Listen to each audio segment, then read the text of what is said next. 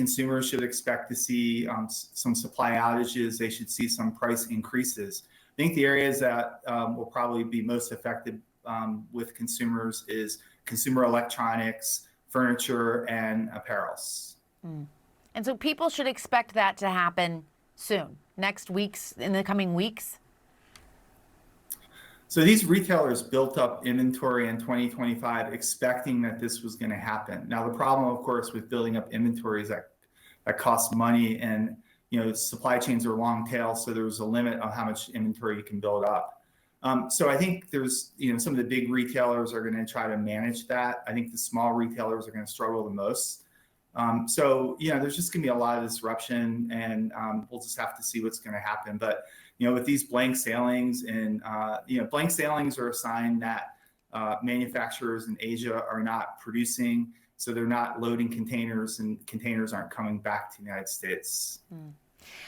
President Trump has said that his tariffs are part of what he calls his plan to bring a new golden age to the American economy. And he's acknowledged that there's going to be short-term pain, and he says it will be worth it. This is what he told NBC's Meet the Press.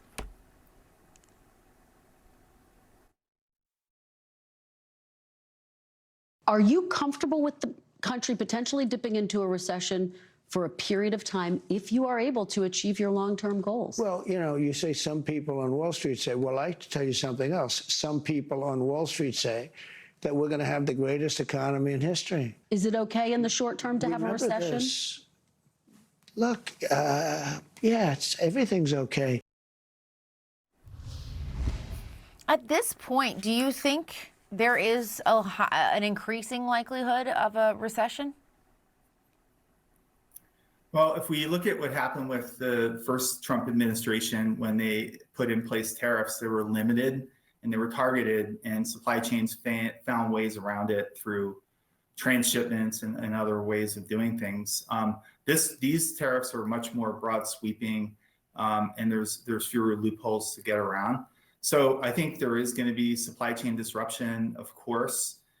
If there's a strategy to do more assembling and production in the United States, that's a good thing. These things don't happen overnight.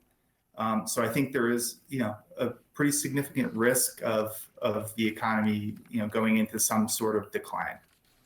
All right.